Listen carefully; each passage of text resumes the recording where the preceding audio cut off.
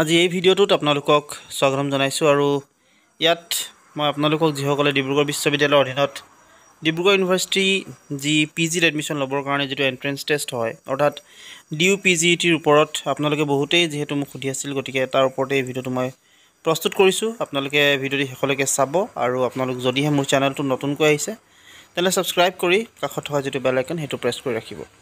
চ' যিহেতু আপোনালোকৰ যিটোৰ এটা ৱেইট কৰি আছিলে আপোনালোকে যে ডিব্ৰুগড় ইউনিভাৰ্চিটিৰ যিটো এণ্ট্ৰেন্স টেষ্টৰ সেই এপ্লাইবিলাক কেতিয়াৰ পৰা আৰম্ভ হ'ব আপোনালোকে সুধি আছিল। গতিকে আপোনালোকৰ কাৰণে ভাল খবৰ যে ডিব্ৰুগড় ইউনিভাৰ্চিটিৰ যিটো পষ্ট গ্ৰেজুৱেট এণ্ট্ৰেন্স টেষ্ট আছে সেয়া তাৰ যি নটিফিকেশ্যন আচলতে সেই নটিফিকেশ্যনবিলাক আহিছে আৰু DUPGET 2025 কেতিয়াৰ পৰা হ'ব বা কি কথা আছে সকলোবিলাক তথ্য আপোনালোকে এই ভিডিঅ'টিত পাব। গতিকে ভিডিঅ'টি শেষলৈকে চাওক। সকলোকে প্ৰথমতে আপোনালোকক মই নটিফিকেশ্যনখনেই আনিছোঁ আৰু ইয়াতে আপোনালোকৰ Dibrugarh university post graduate entrance টেষ্টৰ ওপৰত সকলোবিলাক ইনফৰ্মেশ্যন যিহেতু দিয়াই আছে, আপোনালোকে হয়তো বহুতে চাইছেও, তথাপিও আপোনালোকে যিহেতু জানক বুলি আচলতে এই ভিডিঅ'টো মই প্ৰস্তুত কৰিছোঁ। এই নটিফিকেশ্যনখন 30 তাৰিখে অহা, আচলতে 30 তাৰিখে আপোনালোকৰ এই নটিফিকেশ্যনখন আহিলে মই বিশেষ কাৰণবশতঃ আচলতে সেইদিনাখন ভিডিঅ'টো বনাব নোৱাৰিলোঁ, আজি আপোনালোকৰ কাৰণে প্ৰস্তুত কৰিছোঁ। চ' ইয়াত যদি চাই Dibrugarh university post graduate entrance test DUPGET 2025 for admission into the various postgraduate programs of Dibrugarh University and its affiliated and autonomous colleges, academic session 25-26 online application আপোনালোকৰ বিচাৰিছে 25-26 আৰু ইয়াত কি প্ৰগ্ৰেম আচলতে আছে আৰু ছাবজেক্ট কি আছে সেয়া উল্লেখ কৰা হৈছে। পাৰ্চেণ্টেজ কিমান লাগিব সেইখিনি আপোনালোকে চাই ল'ব পাৰিব। মাষ্টাৰ অফ আৰ্টছৰ ক্ষেত্ৰত আপোনালোকে কি এডমিশ্যন ল'ব পাৰিব। Anthropology, Assamese, Bodo, economics, education, English, geography, history, mathematics, pol science, philosophy, sociology and statistics এইকেইটা আছে মাষ্টাৰ অফ আৰ্টছত। আৰু ইয়াত এডমিশ্যন ল'বৰ কাৰণে bachelor degree with major honours in the concern subject securing at least 45% marks or equivalent grade point সিমানটো লাগিব। আৰু bachelor degree with at least 50% marks হ'ব লাগিব, মানে বেচেলৰ ডিগ্ৰীত in the subject applied for admission, যিটো ছাবজেক্ট আছে তাৰ কাৰণে, আৰু বাকীখিনি 45% হ'লেও পাব পাৰিব আপোনালোকে। এতিয়া তাৰপিছত কৈছে মাষ্টাৰ অফ ছায়েন্সত anthropology, applied geology, chemistry, geography, life sciences, botany, life science, zoology, mathematics আৰু ফিজিক্স এণ্ড ষ্টেটিক্স এইকেইটা হৈছে ছায়েন্সৰ ছাবজেক্ট। আৰু ইয়াতো ঠিক একেটাই এলিজিবিলিটি যিটো ক্ৰাইটেৰিয়া আছে সেয়া একেই। কমাৰ্চতো আপোনালোকে ল'ব পাৰে, কমাৰ্চত ফাইনেন্স আৰু মাৰ্কেটিঙত আপোনালোকে এডমিশ্যন ল'ব পাৰে আৰু পাৰ্চেণ্টেজ যিটো কথা কৈছিলোঁ মই আপোনালোকক সেয়া একেটাই, ছেম টু ছেমেই হৈ আছে। বায়'টেকনলজিত আপোনালোকে MSc, বায়'ইনফৰ্মেটিক্স আৰু বায়'টেকনলজি আপোনালোকে MSc কৰিব পাৰে। তাৰ কাৰণে কিন্তু যিটো এলিজিবিলিটি হ'ব সেইটো আচলতে ডিগ্ৰী, বেচেলৰ ডিগ্ৰী যিটো আচলতে যিটো পাৰ্চেণ্টেজ থাকিব বায়'লজিকেল ছায়েন্স আৰু agriculture science, veterinary science, pharmaceutical science, medical sciences with minimum 50% marks থাকিব লাগিব আপোনালোকৰ।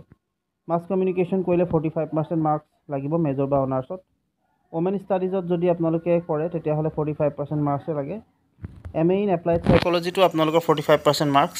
বাকীখিনি এম এড যদি কৰে তেনেহ'লে BEd আৰু BEd, BSc BEd এইবিলাক কৰা হ'ব লাগিব, 50% মাৰ্কছ থাকিব লাগিব। মাষ্টাৰ অফ কম্পিউটাৰ এপ্লিকেশ্যন MCAত যদি কৰে তেতিয়াহ'লে 1+2 ইয়াৰ পষ্ট গ্ৰেজুৱেট প্ৰগ্ৰেম আপোনালোকে যিটো MCA যিটো আচলতে কোৰ্চ আছে তাত আপোনালোকে কৰিব পাৰে, সেইটোৰ কাৰণেও এণ্ট্ৰেন্স আপোনালোকে দিব পাৰে।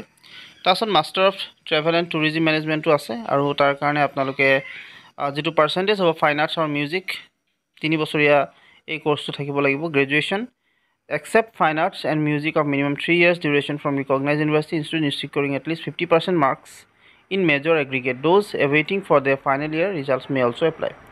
এতিয়া আপোনালোকে যিসকলে ৰিজাল্টৰ কাৰণে ৱেইট কৰিব তেওঁলোকে এপ্লাই সাধাৰণতে কৰিব পাৰিব ইয়াত।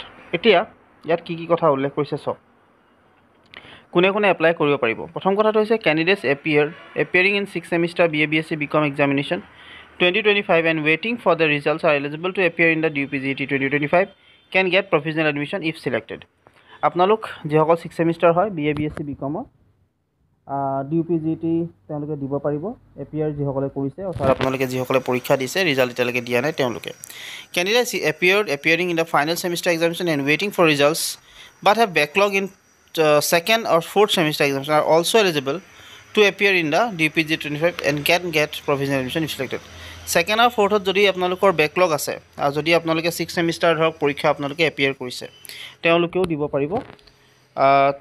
পাৰিব, কিন্তু প্ৰভিজনেলিহে আচলতে আপোনালোকৰ যিটো এডমিশ্যন হ'ব এইটো প্ৰভিজনেলি হ'ব। যদি আপোনালোকৰ সেইটো ৰিজাল্ট ভাল নহয় তেতিয়াহ'লে আপোনালোকৰ ৰিজাল্টটো কেঞ্চেল কৰি দিব।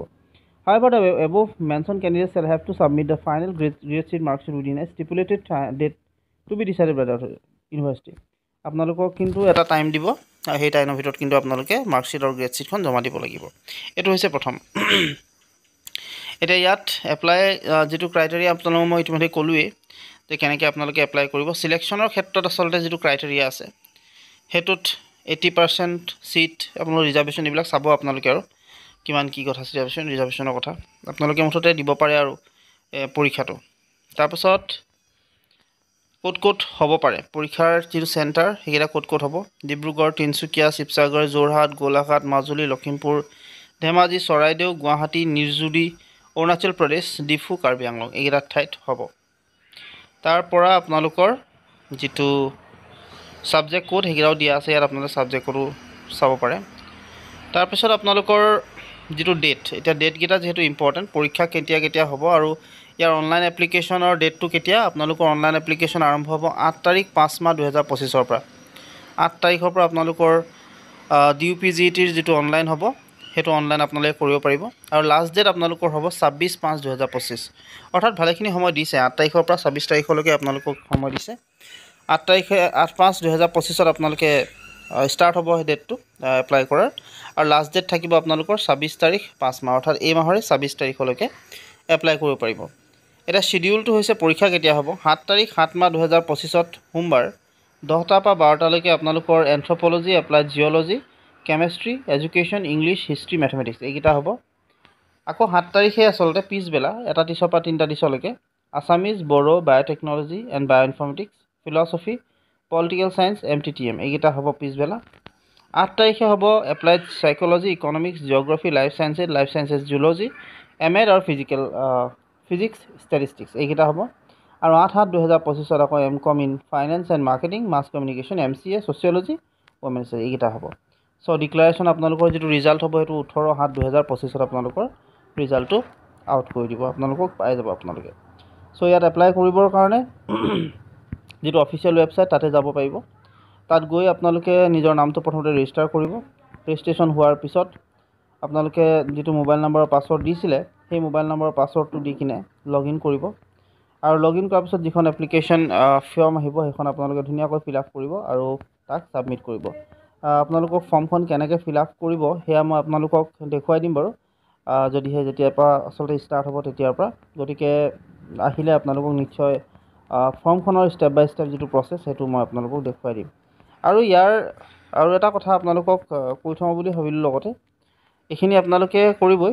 নেক্সটটো হৈছে কি যে ইয়াৰ আপোনালোকৰ বহুতে সুধি থাকিব পিছত যে ইয়াৰ কুৱেশ্যনবিলাক আগৰ কুৱেশ্যন আছে নেকি। চ' ইয়াৰ আচলতে চেম্পল কুৱেশ্যন কিছুমান দিয়ে, আপোনালোকক যেতিয়া কুৱেশ্যনবিলাক আপলোড কৰিব বা মই যদি পাওঁ মই আপোনালোকক দিম বা দিবলৈ চেষ্টা কৰিম। কিন্তু যদিহে মই যিমান পাৰোঁ আপোনালোকক চেষ্টা কৰিম আচলতে কুৱেশ্যন পেপাৰবিলাকৰ ওপৰতো আপোনালোকক এটা জনাবৰ কাৰণে।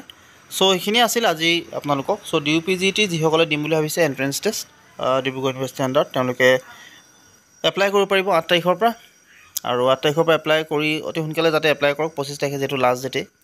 চ' গতিকে ষ্টেপ বাই ষ্টেপ যিখিনি প্ৰচেছ সেইখিনি ফ'ল' কৰক আৰু সম্পূৰ্ণৰূপে নিজৰ যিখিনি এডমিশ্যনৰ যিমানখিনি কাম আচলতে সেইখিনি সমাপন কৰক। আজিলৈ ইমানেই, ধন্যবাদ।